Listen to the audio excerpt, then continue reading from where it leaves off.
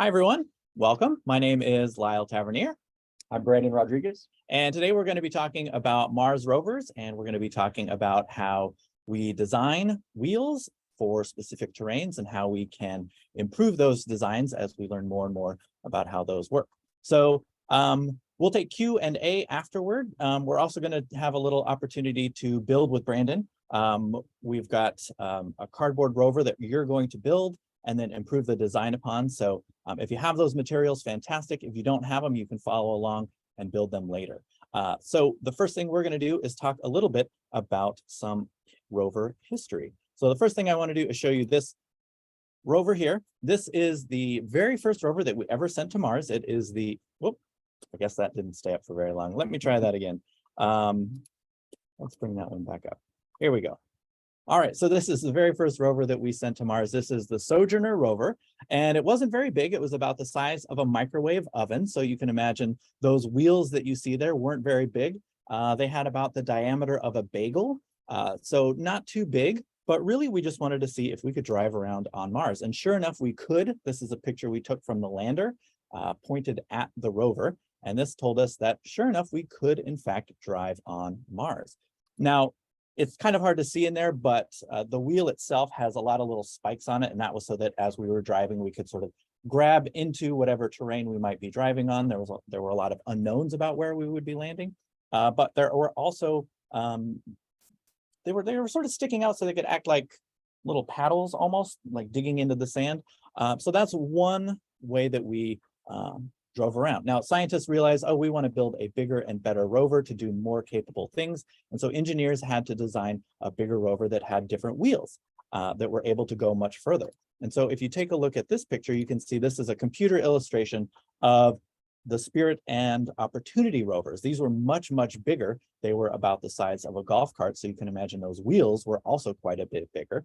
And I'll show another picture here. This picture right here, you can kind of get a closer look at those wheels. Again, the terrain on Mars is kind of unknown depending on where we're going. We do know that there's a lot of rock on Mars. We know there's sand. We know that there's a lot of dirt, but we really do need to design things that are capable of driving in a lot of different conditions. Just like if you're driving in the snow, you might need snow tires or snow chains, versus if you're just driving on dry pavement, it's going to be a little bit different. So lots and lots of miles went onto these. I think Opportunity did 26 miles on Mars, over 26 miles. Did a marathon. Yeah. So what that meant is that when we built another rover, the Curiosity rover, we had designed even bigger wheels. And so here is a sketch of the design. And this is much, much bigger. It's about the size of a small SUV, about 7 feet tall, 10 feet long. So those wheels, again, are going to be very much, very, very large compared to the other wheels. So Brandon actually has one of these wheels here that he's going to pull up. This is a model wheel that you can see just how big it is. So compared to the very first one that I talked about, what did I say? A bagel? A bagel. Yeah. So not nearly big enough for a giant rover like the Curiosity rover. And you can see we've got some different tread designs here. These tread designs were made to sort of grip onto rocks as the rover was driving over them, but also provide a little traction or friction as it was driving through different, maybe looser materials like sand or loose dirt. We've also got different, what we call struts inside the wheel compared to those other wheels too. So quite a few changes here, but Brandon, there was a problem with these wheels, right? Right. So even though we test the wheels, over and over and over again, and they're made of, very, very strong material, aluminum on the outside, titanium on the inside. Each one weighs about 40 pounds. The presence of these chevron-shaped grousers, they're called, grousers go out, tread goes in, actually cause some of the rock structures to get caught. So if you can imagine, if I were driving over a rock, I kind of force it into these divots here, and that in the end causes the rock to pierce through the wheel. So eventually these wheels started getting more and more damage. And I've got a picture that I'm going to show of the actual wheels on Mars. You can see holes actually punch through the aluminum wheels. And so over time, we realized this could cause some pretty serious problems. So we changed the way we drove until we understood the problem better. But because we knew that we were going to be building a new rover, the Perseverance rover, we needed to come up with a better wheel design. And so the picture that I'll show you now kind of shows you a side-by-side comparison of these two different wheels. So the Curiosity wheel on the right, the Perseverance wheel on the left. My image is switched, so hopefully I said that right. It might actually be the other way around. But you'll notice the Curiosity wheel has those grousers. The Perseverance wheel has a much smoother tread on it. I guess not tread, as Brandon said, a tread goes into the wheel, a grouser goes out. It's not perfectly straight. There's a little bit of a wave to it if you look closely. But again, this was a wheel change that was thought out and very meticulously tested to make sure that it was going to do what it needed to do. And so far, over a year, has it been a year? A Martian year, a Martian year, almost a Martian year, in what, just a couple of weeks in February. So a lot of design went into this, and we were pretty successful. And so that's kind of where we're going to now talk about how you can take a design that exists and improve it. So we are going to build a cardboard rover. Brandon, I don't know if you want to talk about that process now or jump right into the build, or what are you thinking? Yeah, I guess I'll say very quickly that before we get started, the body of the rover is what we actually want to keep static here. We want to keep that the same. So even though from Curiosity to Perseverance, many technological updates were made, and it's so much more modern and complex, the focus of today is to kind of have the same rover body, but really iterate just the wheel design. So what we'll do is really focus on just the wheels and see if we can kind of make our iterative improvements from there. So what you can see is the materials you guys will need for this lesson. And we may, we're going to kind of just set it up for you as getting the body and basic structure complete. And then we'll turn it over to you guys to kind of really do your testing on your own time. But the key is to start with one piece of cardboard here that's going to serve as our chassis. So I've got just, a small square of cardboard, and you guys can cut this to be long or short. But if you kind of take the corrugated sides here, you can see the direction of corrugation. I'm just going to fold this up into like roughly thirds, like so. And as such, I've got kind of a box car, if you will, right? From here, what I want to do is very, very carefully, I'm going to take my scissors and I'm just going to poke a hole through each side. You got younger students, maybe you want to help your students out with this or use more child-safe scissors than the ones I have. Hopefully I demonstrate safety here and do not hurt myself. One down, pretty good. Two down, thank goodness, on a recorded line. But you can see I've got a hole here that's just wide enough effectively for me to stick a pencil through. And this pencil is going to serve as the axle on my rover. There we go. Like so. So I want to make sure that this is loose enough that it can turn, because as my rear axle, this is where I'm going to fix my wheels. And for my wheels, what I have is I'm starting with just two smaller squares of cardboard here. Now, spoiler alert, square is not a great shape for a wheel. So even though I'm going to fix on these square wheels, I'm going to trust you guys to make a more improved shape than this. In order to get these attached, depending on what shape you want to make, you might want to first find the center of your wheel so that you can effectively make sure that you have a point for where to put a puncture, so that you don't have kind of an off-center wheel that doesn't roll correctly. Now, again, here, I trust you guys to cut any shape you like. I'm going to keep mine square. Once again, I'm going to kind of safely poke a little hole through here, like so. I'm going to do the same on the next one. Use the same one as a template. And sure enough, now I can attach my wheels, like so.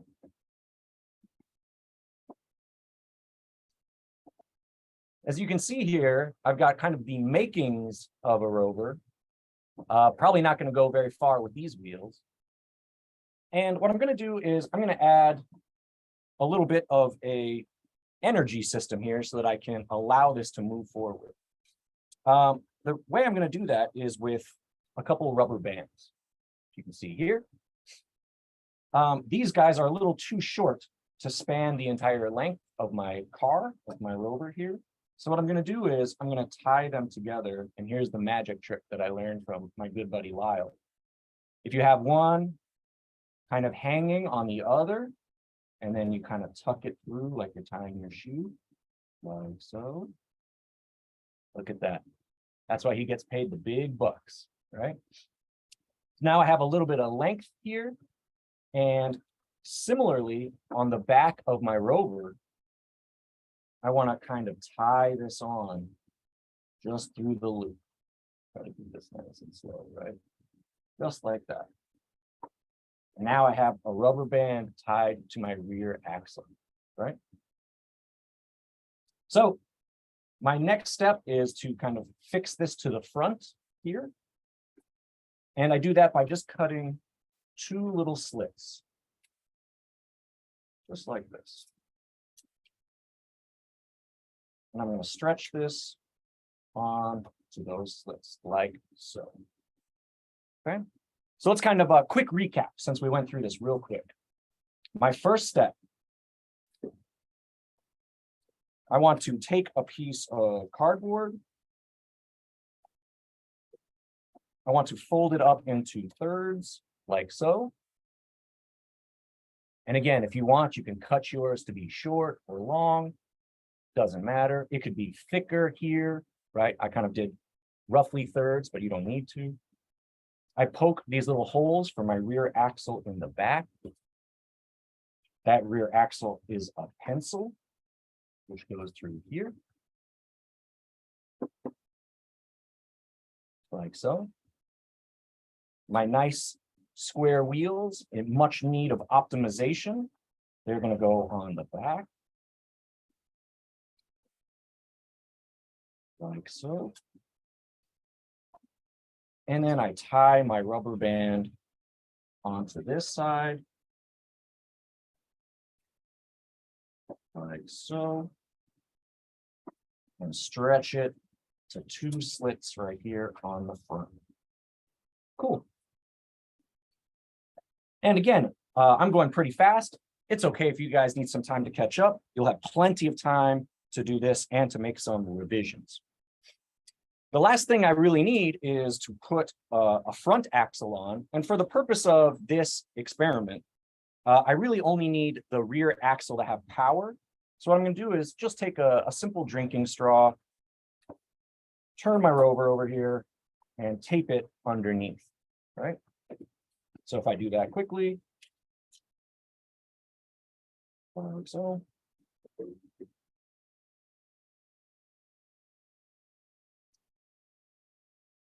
I've got a front axle now, and I really don't care about my front wheels for this experiment. So what I did is I just got a couple little mints, little round circle mints.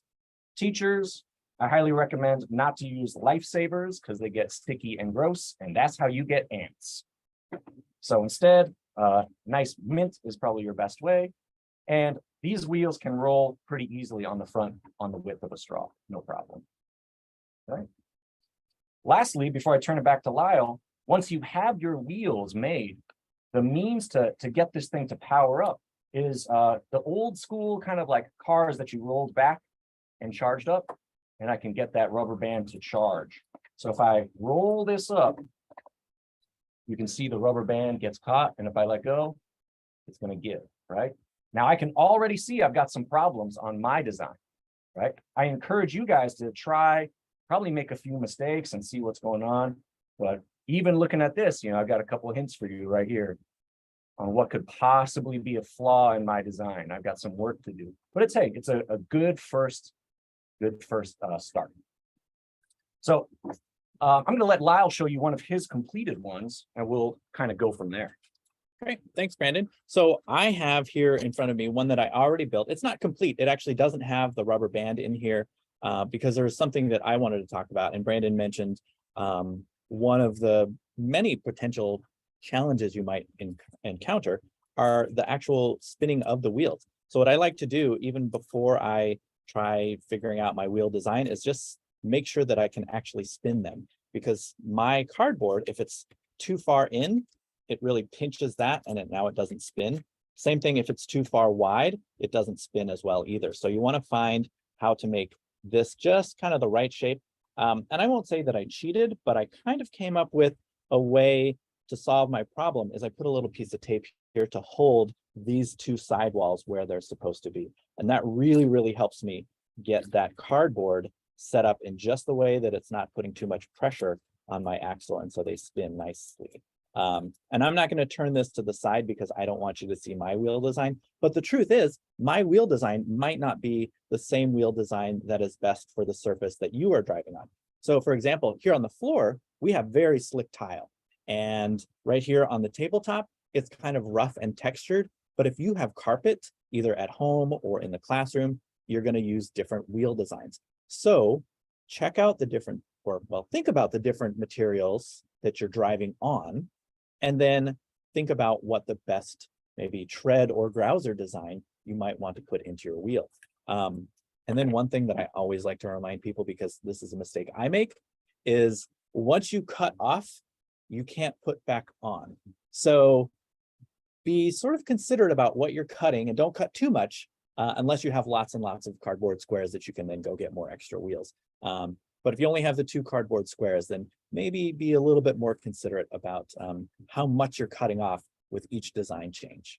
So yeah, I hope that you come up with a good design that works well. It is a challenge. We don't call it the Cardboard Rover Challenge for no reason at all. It actually is a challenge. It's difficult to do, but with enough work and enough effort and trying different designs, we think that you can do a pretty good job of doing that. So Brandon, thank you so much for showing that. What I want to do is, before we take questions, I want to show a video of how we test driving the Rover here before we send it to Mars. Again, we have to make sure everything works perfectly before we send something to Mars. So what I have here is the very first test drive of the Perseverance rover. And before I hit play, you'll notice it has those smooth grousers on the wheel, but it looks very similar to the wheel that Brandon was holding up in the middle. It's got a very similar strut design in the middle. So I'll go ahead and hit play, and you can see that as the rover moves, we're checking very closely to make sure it's doing everything that it is supposed to do. You'll notice there are a lot of people checking it out, and you'll also notice it's not going very fast. So while we finish this up, if you've got questions, now's the time to put them into the chat, and we will try to answer the questions as best we can. So I'll let this keep going for a little bit because it's just kind of neat to watch it go. But once it is over, we'll be ready to answer some questions. Now you'll notice we have to test to make sure it can go over angled slopes. This is capable of climbing over pretty big rocks, but we don't want to do that in the clean room while we're trying to just test to make sure that it can actually drive. And as you guys are putting questions in, feel free to ask both about how we've built rovers in the past. It can be about science, or it can be about your design. You guys just need a tip from a pro. We've done this a few times. We're happy to give you guys a few clues as well as you're working. I realize we gave everyone a task to build a rover and come up with a design, and then started asking them for questions. So you're probably hard at work. Yeah. So sorry about that, but feel free to take a minute and think about things you may be curious. So I do see a question, and one of the questions is, what are the wheels made of? I know you had mentioned titanium, but I was busy looking up a picture, so I didn't hear quite everything that you said. And there were some people who came in late who may have missed that too. Yeah. The wheel design is really wild when you think about the materials that need to be used for something like this. First of all, you can't go to the store and buy these, right? There's no, going to AutoZone and picking up a wheel. These have to be made in-house. And that means that we get effectively the raw materials, just blocks of metal, and carve out the wheels from a solid piece. We use a very lightweight but strong aluminum on the outside, and then titanium on the inside. Titanium also very light and very, very strong. The idea here being that if you can build something that's very strong, it'll survive, but it can't be so heavy that it's very difficult to launch, right? So getting off of Earth and to Mars is difficult enough. So you really want to make sure that you have something that is as lightweighted as possible. All right, we've got some questions starting to come in. I like this first one from second graders at STEAM at Taupe Elementary. What happened to the first rover on Mars? So that very first one I showed you, Sojourner, very small test rover, it's still there. We don't have a way to bring rovers back. And to be honest, I wouldn't want to bring a rover back from Mars because we know everything there is to know about them. We built them. But the thing that I think is pretty interesting to bring back would be a rock. And that's actually something we're working on right now. Brandon, do you want to say something about the Mars sample return? Sure. Yeah. One of the missions I'm really, really excited about. I think it presents a change in how space exploration takes place. When we talk about sending people versus sending robots, sending people to Mars is a very, very dangerous and complicated idea. However, what if we could send a series of rovers or robotic explorers to effectively mail back chunks of rock back to us here on Earth? So the rovers, for as advanced as they are and as incredible as the technology is, they'll still never compare to having all of the resources and time and energy of a combined laboratory here on Earth. So one of the kind of changes in philosophy is, what if instead we could shoot back a small bucket, a small cache of samples that the Perseverance rover has collected, and if they could be fired from a small rocket on Mars back to Earth, well, then we could open it and study it with all of our much more advanced resources here. So over the next 10, 15 years, we'll kind of see that come together. And with luck, we won't need to send people, right? We can actually just, do the analysis here, go get a cheeseburger on the way home, have a great day, not have to travel through space. I got a question here too about, it was how long did the rovers take to build? Now, I came in to JPL after Curiosity had landed, but I know that you were here for a lot more of it. So I started here when Curiosity was still in the clean room, and it was only here for a few months before it had to go to the Kennedy Space Center for launch. But it took probably from the time that somebody said, hey, I've got an idea for building a really big rover to go to Mars, to the time that it actually landed on Mars was probably about 10 years. And shortly after Curiosity landed, someone said, well, let's start building another more capable rover. And that's where the idea for the Perseverance rover came up. And again, it was about 10 years from the time that idea came to when we actually landed on Mars for that rover. So it is a very long process. And some of you who, depending on what grade you're in right now, you may actually be able to finish high school, go to college, and either while you're in college as an intern or once you graduate as a scientist or engineer, work on the Mars sample return mission, which I think is pretty neat.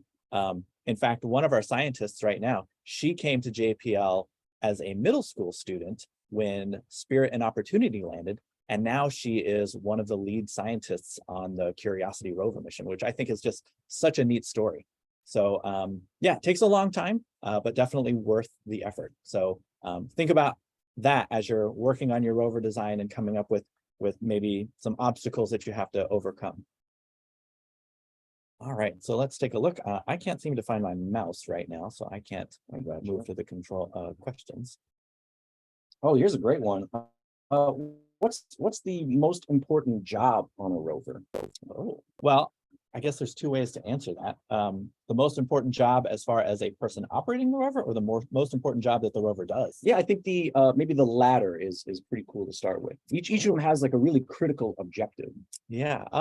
So I don't know that there's one job that you could say is the most important job that a rover does. But when we're designing missions, one of the things that we have to do is say, these are the goals and the objectives, the things we want to do on Mars.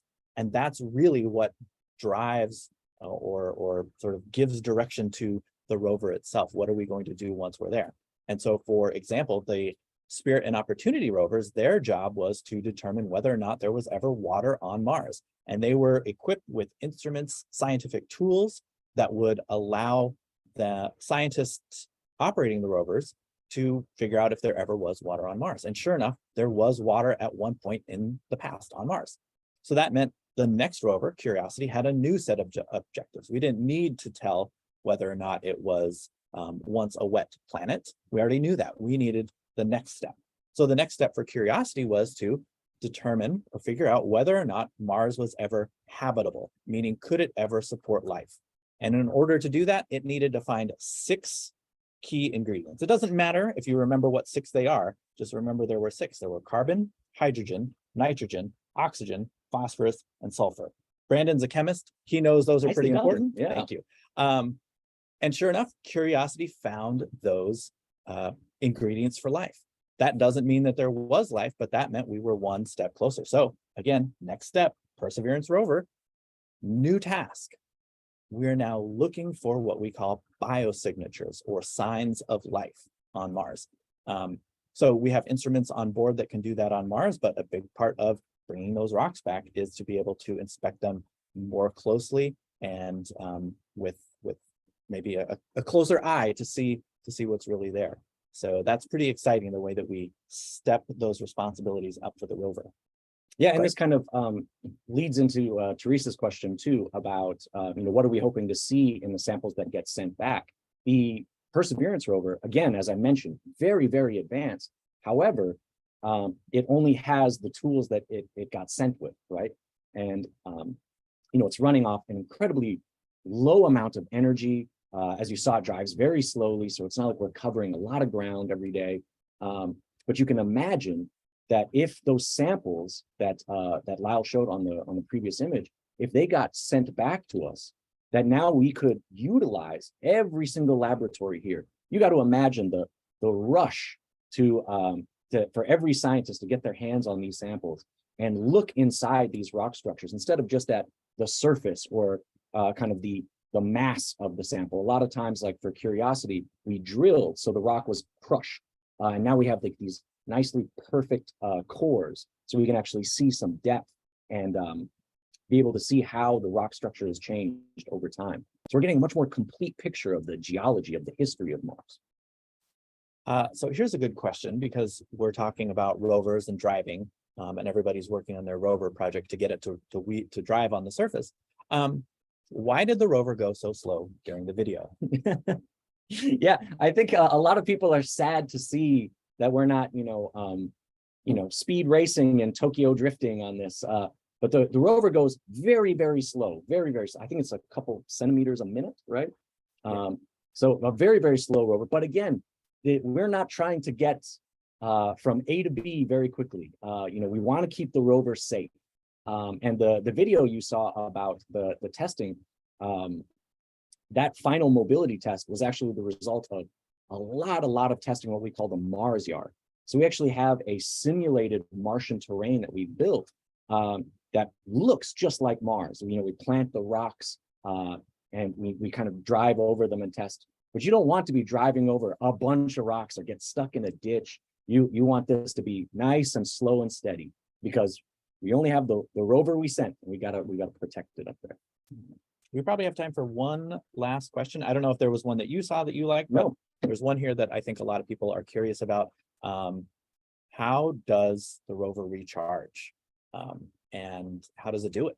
So this is an important question, because it doesn't run on gas. It is an electric vehicle, but there are no charging stations on Mars either. So we have built-in batteries on the rover, but then there's a system that takes plutonium, not a whole lot of it, and it's a certain type of plutonium, but it's about maybe the size of my pinky, and it puts off a lot of heat. And there's a device on there that can take that heat and turn it into electricity, and that electricity then is used to charge the batteries. So we're able to run the rover with those batteries once they're charged up. And it doesn't put out a lot of power, maybe as much as a ceiling fan spinning around. So not a whole lot of power is generated. So we can't do everything all at once, but we do have a lot of capable instruments that can take turns doing the things that they need to do. Yeah, not too far off from using rubber bands, actually. Yeah, yep. Only a limited amount of power, and then once it's out, you've got to wind it back up and get it going again. So I think that's probably the last question that we have, but thank you so much for taking time with us today. We hope that you have some success with your rovers and come up with some good designs. And I'll hand it to Brandon in case there's anything else he would like to say. No, I think really appreciate your guys' time today. Excited to see your final products. Have your teachers email us. Let's see how it went. We always appreciate feedback and seeing all of your genius designs. Every time we do this, there's always some cool new twist. And maybe we'll steal your idea for the next rover. So thank you so much for joining us, and I hope you have a great day. Take care. Bye, everyone.